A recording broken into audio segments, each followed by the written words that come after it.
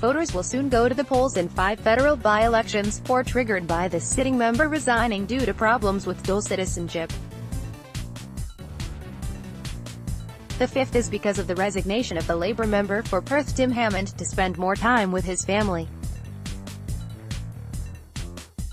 The seats are scattered across 4 states and are varied, some are inner suburban and the others outer suburban or rural.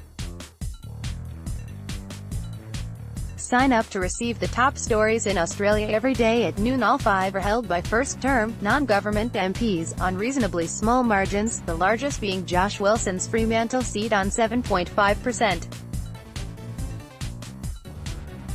The smallest is Susan Lamb's Queensland seat on just 0.8%. Braden, Justine Key, Labour. Braden electoral map. Braden covers the northwestern corner of Tasmania, including Devonport and Burnie. It was won in 2016 by Labour's Justine Key, who holds it by a 2.2% margin. It's a large, decentralised electorate, and has a recent history of flipping back and forth between the major parties, but has more often elected Labour MPs. The Liberal Party interrupted Labour's hold on the seat in 2004 and 2013, and has done very well in this electorate at the last 2 Tasmanian state elections. There is a possibility that Key, who is expected to run again, could lose.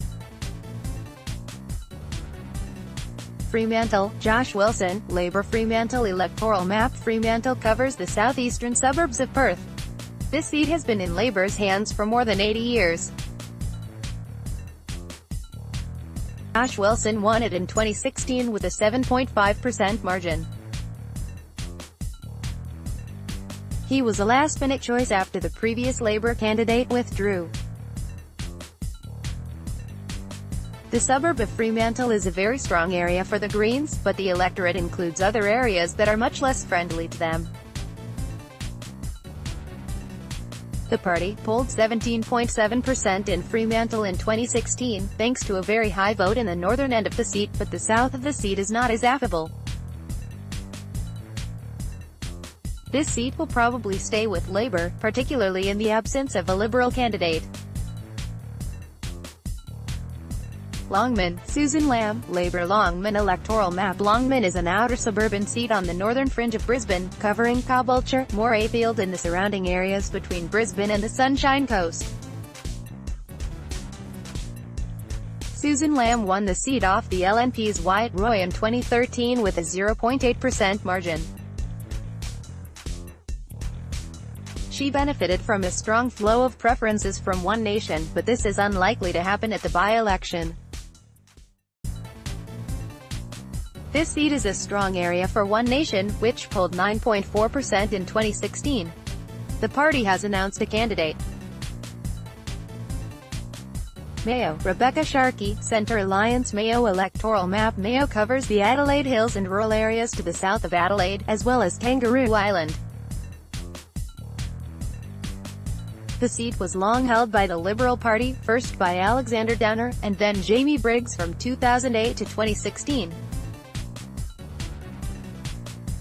The electorate has often given a strong vote to minor parties, and the Democrats and Greens have come close to winning. The Nick Xenophon team's Rebecca Sharkey defeated Briggs in 2016, holding the seat with a 5% margin. Sharkey's party has recently been renamed the Centre Alliance to reflect Nick Xenophon's departure from elected office. It remains to be seen whether his absence, both as a candidate and in the party's name, will make Sharkey's re-election more difficult. Perth Tim Hammond, Labour. Perth electoral map. Perth covers the central suburbs of Perth, and was won in 2016 by Labour's Tim Hammond by a 3.3% margin. Hammond is the only one of the sitting MPs to not be forced out by citizenship problems. He retired for family reasons, so this will be the only seat without an incumbent MP running. There have been 3 retirements in this seat in the last 5 years. Stephen Smith stepped down in 2013, and Alana McTiernan retired in 2016 after only 1 term. Perth is a marginal seat, but the Liberal Party has chosen to not stand here. It's also quite a strong area for the Greens, which polled more than 17% in 2016.